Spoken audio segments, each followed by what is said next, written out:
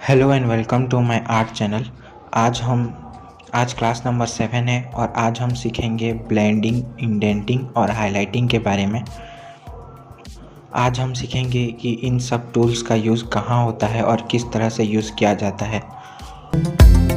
तो सबसे पहले है पेपर स्टम्प। अब हम इन चारकोल पेंसिल से किए हुए शेडिंग को पेपर स्टम्प से ब्लेंड करते हैं। देखिए मैंने ब्लेंड किया और किस तरह से एकदम स्मूथ सा टेक्सचर हमें मिलता है, थोड़ा स्मूथ टेक्सचर मिलता है। इसी तरह हम पेपर स्टम्प से ग्राफाइट को भी ब्लेंड करेंगे और इसमें भी हमें एक बढ़िया रिज़ल्ट देखने को मिलता है। पेपर स्टम्प से ब्लेंडिंग करते समय याद रहे कि ज़्यादा प्रेशर नहीं लगाना है, हल्के हाथों से एकदम पेंसिल की तरह इसको यूज़ करना है। पेपर स्टम्प के बाद आता है ब्रशेस का। मैंने 2 ब्रशेस लिए हैं। ये एक सॉफ्ट ब्रश है और एक हार्ड ब्रश है। हार्ड ब्रश जो है वो मैंने वाटर कलर ब्रश को ऊपर से थोड़ा सा काट दिया है जिससे कि मैं चारकोल ब्लेंडिंग करता हूँ, और दूसरा जो है वो सॉफ्ट मेकअप ब्रश है।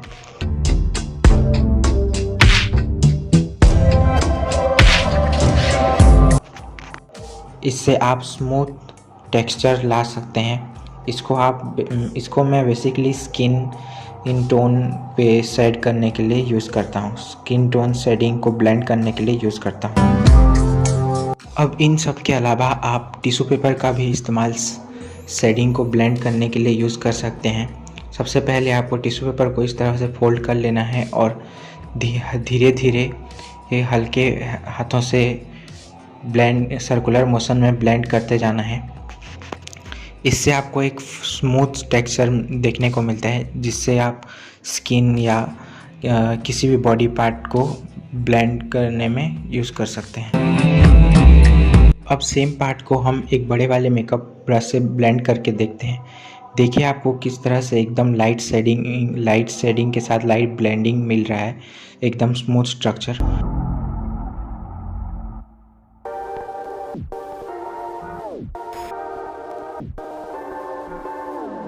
पर अगर आपको अपनी ड्राइंग को एक बेहतर और डार्क लुक ले देना है तो आप चारकोल पाउडर का कुछ इस तरह से इस्तेमाल कर सकते हैं।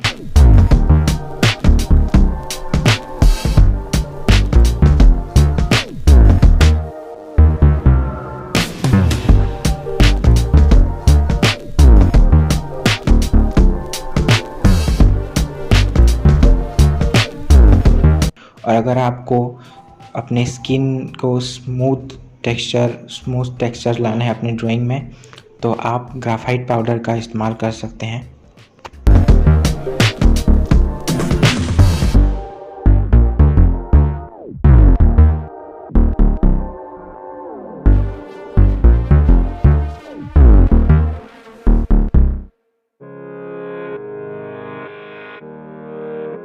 रही बात ब्लेंडिंग स्टम्प की, ये थोड़े महंगे आते हैं जो कुछ आर्टिस्ट अफोर्ड नहीं कर पाते हैं। इसीलिए मैंने ये पहले एज ए बिगनर ये पेपर का होममेड ब्लेंडिंग स्टम्प यूज़ किया था, जिसका ट्यूटोरियल मैं आपको कभी बाद में डाल दूँगा। आप देख के खुद से बना लीजिएगा। अब आ जाते हैं इंडेंटिंग एंड हाइलाइटिंग वाले पोर्शन पे। इंडेंटिंग के लिए मैं ये एक राउंडर यूज़ कर रहा हूँ और हाइलाइटिंग के लिए ये एक वाइट चारकोल पेंसिल है और एक मैकेनिकल इरेज़र है। सबसे पहले इंडेंटिंग जो है वो हाइलाइटिंग का ही एक टाइप है।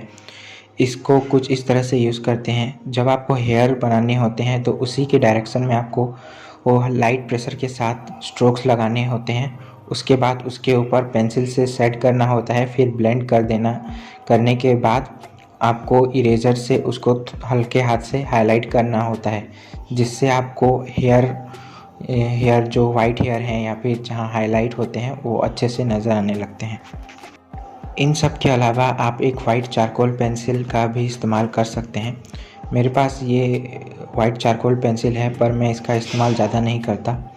मैं या तो इस इरेज़र का इस्तेमाल करता हूँ हाइलाइटिंग करने के लिए, क्योंकि आप देख ही सकते हैं इससे किस तरह से एकदम फाइन हाइलाइट्स आ रहे हैं। ये देखिए।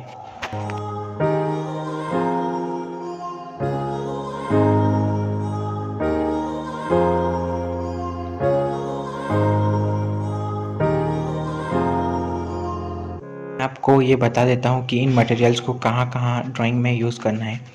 आपको ब्रश, टिश्यू पेपर और कॉटन बड का इस्तेमाल फेस को शेड करने के लिए यूज़ करना है, क्योंकि इससे बहुत स्मूथ टेक्सचर आते हैं। इसके अलावा आप ब्लेंडिंग स्टम्प का इस्तेमाल डार्क एरिया को ब्लेंड करने के लिए इस्तेमाल कर सकते हैं। और जो इंडेंटिंग टूल है, इसका इस्तेमाल आप हेयर को हाईलाइट देने के लिए या फिर बियर्ड्स को हाईलाइट देने के लिए इस्तेमाल कर सकते हैं। मैं आपको अपने एक ड्राइंग में दिखाता हूँ। मैंने एक ड्राइंग बनाया है जिसमें मैंने इन सभी टूल्स का यूज़ किया है। कुछ इस तरह से देख लीजिए। तो ये है वो ड्राइंग जिसमें मैंने इन सभी टूल का इस्तेमाल किया है। सबसे पहले है राउंडर, जिसको मैंने इंडेंटिंग टूल के लिए यूज़ किया है बियर्ड्स को ड्रॉ करने के लिए। सबसे पहले मैंने इंडेंटिंग टूल के इस्तेमाल से इंडेंटिंग टूल का इस्तेमाल किया है। उसके ऊपर चारकोल पेंसिल से सेट करके ब्लेंड किया है और फिर इरेजर से हाईलाइट दे दिया है। उसके बाद जो ये स्मूथ सरफेस आप देख रहे हैं, यहाँ मैंने ब्रश से और ग्राफाइट पाउडर का इस्तेमाल किया है एक स्मूथ टेक्सचर लाने के लिए। इसके बाद जो ये डार्क साइड है हेयर का, जो इस साइड है, यहाँ पे मैंने चारकोल पेंसिल का इस्तेमाल किया है और इसके ऊपर मैंने चारकोल पाउडर का इस्तेमाल किया है कुछ इस तरह से।